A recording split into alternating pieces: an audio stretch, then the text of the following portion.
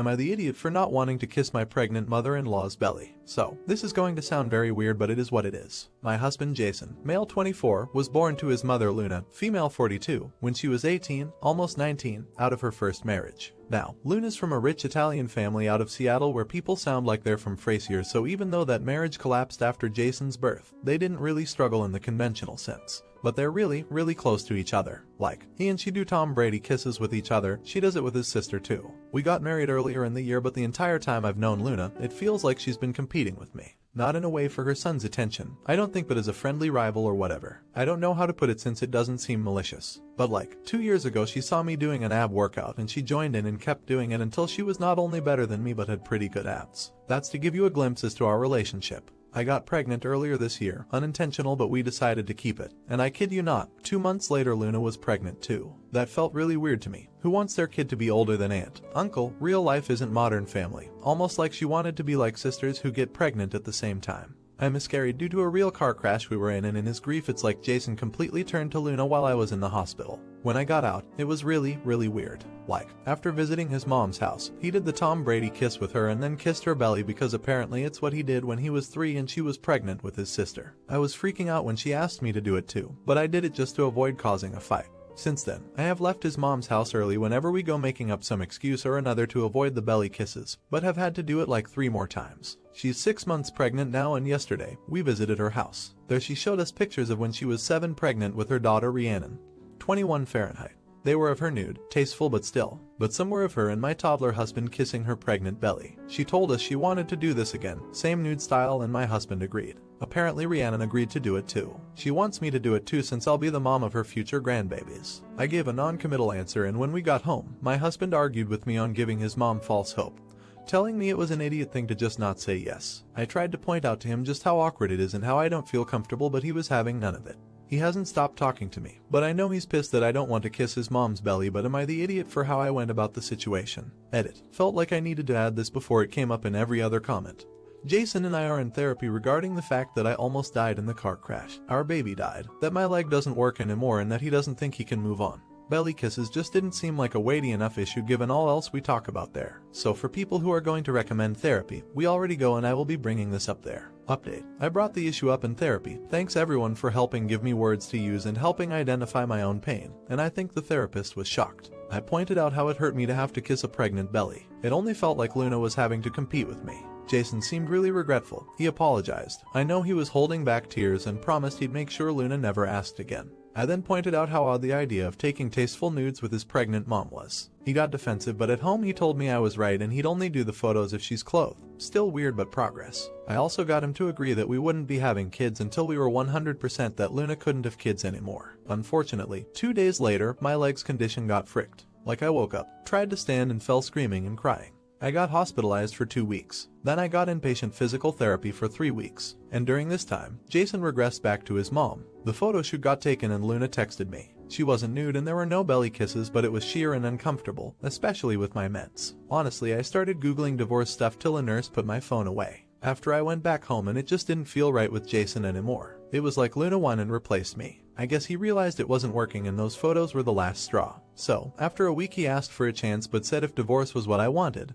he'd go for it. I told him I did cause he wasn't who I married anymore and I don't think he can go back. He just said okay and was kind of frozen as we started the process. But then I had a bad fall when I stupidly tried to go down the stairs alone. I hate my leg, and the way he took care of me was like he was himself again. I asked if he still wanted another chance and he said he did but didn't think he could do it here. He asked if I'd be willing to move somewhere far away from his family and leave them behind so we can focus on ourselves. And I said yes, cause I was planning on leaving as soon as we divorced. We're moving to Albuquerque cause his mom can't go there and I got a referral to a treatment facility that'll help. Honestly, these last few days before we leave for our new life has been just like my old life, except I have a 99% dead leg now and it's been great having the man I love back. I don't know much about New Mexico, but I am excited. Edit. I sent in a request to post this 2 days ago. I only got to put it up now. We're in Albuquerque now and far away from his family. Not the idiot. That sounds like a seriously sick and twisted relationship between the mom and her son. There's some deep issues there that should be red flags for you. Expect jealousy and resentment, and run. Not the idiot. Wishing you the best of luck now that you've been able to physically get away from his family. I hope he continues to put your marriage first and can maintain the new boundaries. Watch out if she starts introducing medical issues to guilt him into coming back. It's a hard one to fight. Now, for the next story. Am I the idiot for not wanting a relationship with my stepmom and stepsister after my dad died? My parents got a divorce when I was 6 and I haven't seen my mom since because she was abusive. My dad remarried when I was 8.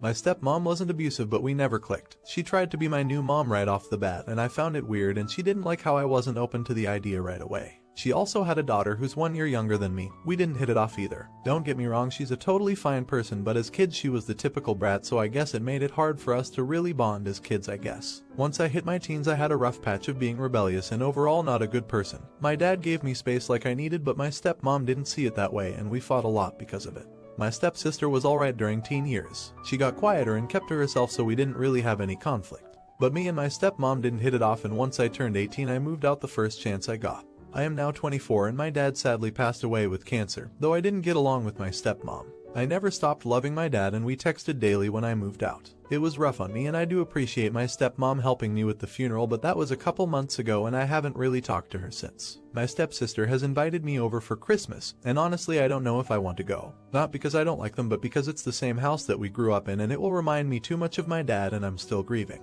I know my stepsister and stepmom are too, but frick it sucks cause I just want to be left alone for some time to process cause it was only 3 months ago. Am I the idiot if I don't show up to Christmas Day at my stepmom's place? Update. I decided not to cut my step family out of my life. My second question is if I was taught if I go or not, and people say it's up to me. So I went to my stepmom's place for Christmas. This was my first time with my stepmom and stepsister without my dad. It was super hard cause I sat in the seat he always sat on and I just broke down crying. I am forever grateful for both my stepsister and stepmom cause we all just had a group hug on her couch while I bawled my eyes out. It ended and we didn't open presents but just talked. We had brunch and it went well, though I was holding in tears for the whole thing. This was the first time I could see they actually do care for me and I care for them. They are my family. I didn't stay the night cause I couldn't do that, but I left around 11 at night. This was the first time I ever felt like a full family unit and not the bad kid who fought with my stepmom wasn't the nicest to my stepsister. I thank them so much for not holding a grudge when I went through my teen rebel phase. I hugged them both goodbye and went home. I feel like giving them a shot, and going to my dad's place helped me realize that these are the people who have always been there for me. I mean, they were the ones who didn't give up on me when I was a troubled teen, and I love them both for it. I text my stepsister almost daily now, even if it's just a good morning or I have the day off, and I call my stepmom a bit too now, but it goes a bit deeper and I've started to really trust her like a mom. Thank you all for the advice and to not cut them out cause it really did help me realize that we are a family. We have been since I was 8 and I love and care for both of them very much. You're the idiot. You were only thinking about yourself after your father died. You said it yourself. You didn't see him that much anymore and would mainly text. Your stepmother and sister saw him every day. You need to think about others for a change and do what's best for all. Not the idiot. Good for you. I'm glad you found some peace and love. You are a strong person for overcoming your baser instincts and coming to this realization. Most people just practice avoidance and live with baggage forever. Now, for the next story. Am I the idiot for not letting my sister stay with us after she glamorized the life of prostitution to my 14-year-old daughter? I want to start by saying that I fully support my sister's career choice and I am not interested in comments debating the morality of what she's doing.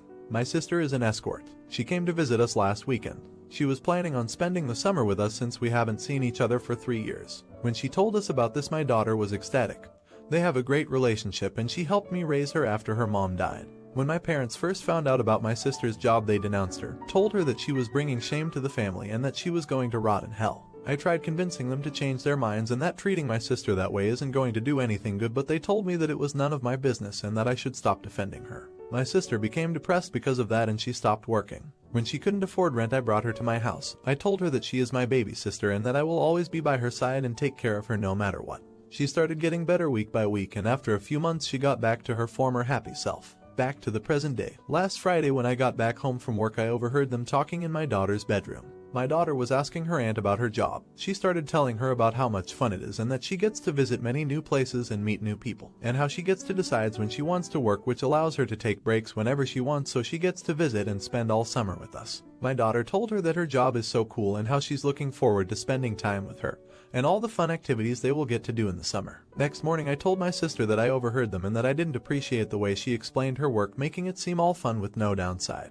She told me that my daughter wasn't old enough to hear about the dangerous stuff. I told her that she doesn't get to decide that, and since she felt that my daughter was old enough to hear about her job, then she is definitely old enough to hear about the downsides. When my sister was living with us, I had to always be on alert. Many times she called me to get her out of uncomfortable and dangerous situations. I had to wake my neighbor in the middle of the night multiple times to watch my daughter while I went to get her. and to this day she still sends me her location whenever she is meeting someone so that I could alert the police in case she doesn't text me afterwards. I told her that she needs to leave by the end of the week if she doesn't want to explain the risks of her job in age-appropriate terms to my daughter. She told me I was cruel for doing this because I know how much they love each other and how much she was looking forward to spending time with us. Update: I spoke with my sister in the early morning while my daughter was still asleep. I explained to her how much it is important to me that she talks to my daughter about the risks of her job because she would actually listen to her aunt more than me, especially now when she reached the stage of dad isn't cool anymore and you are wrong to whatever I say to her, and reminded her how much I want us to spend the summer together. I told her that I am not young anymore and it's unlikely that I will be there for my daughter when she grows up the same way I was for her, so I need to know if I could count on her. I reminded that she isn't obligated to share details with her and just mention the bad side generally: unfamiliar locations, stranger men, increased risk of RP, bodily harm, STDs, drug use, etc. And then we can both answer any questions she might have together if she isn't comfortable answering them alone. She apologized, saying that she was selfish and admitted she should have thought about me and my daughter first instead of refusing because she thought my daughter isn't old enough to hear about the bad side, and promised she'll talk to my daughter about this over breakfast. I overheard the whole conversation, and I thought my daughter was very receptive to her aunt. My sister was reluctant at first, but after seeing her niece's engagement they ended up talking for over an hour, sharing her good and bad experiences and some funny stories. She even told her about how I stood up for her against our parents after their reaction and the many times I came to her rescue. I told my sister afterwards how much I appreciate what she did for me and her niece, and she assured me that she will always be there for me and she'll always take care of her niece like I did with her in the afternoon. While I was working in the garage, my daughter came to me and hugged me, saying that she loves me. I was fighting tears and I failed because it was the first time in over a year that she hugged me, and I think it was the first time since primary school that she said I love you to me. I still told her I love her every day, but she didn't say it back, and even though I understand it's normal for some teenagers, it was actually heartbreaking for me each time she didn't say it back. She watched me work for a few minutes and left without saying anything. I want to thank you all for your comments and advice. To the people who told me that I must insist on my sister talking to her and not accept her refusal, and also to the people who informed me about the risks of trafficking. And while I am glad that wasn't the case, I appreciate it because it made me take this much more seriously. And also to all the other valuable comments and tips. I am honestly just relieved after a long week of stress, and this made me realize again how lucky I am to have both of them in my life. Not the idiot. Glad it came out positive, but honestly, I have no clue what the aunt was thinking. 14 years old is such a vulnerable age, and to only sell the good and not the bad would have put her niece in a very dangerous situation. It would have left her completely vulnerable and easily impressioned into that type of work. Seriously, I'm livid for my dad. Aunt messed up big time. Not the idiot. My concern is whether or not your daughter is now interested in fricking for money. She wouldn't have much trouble being so young, as those dudes love the young ones. And she's got an auntie as a good role model, so I'm sure it's crossed her 14-year-old mind. Many people don't think ahead. I do, which is why my mind goes this route. Do you think ahead? Let me know in the comments. If you enjoyed it, don't forget to like and subscribe. Goodbye for now.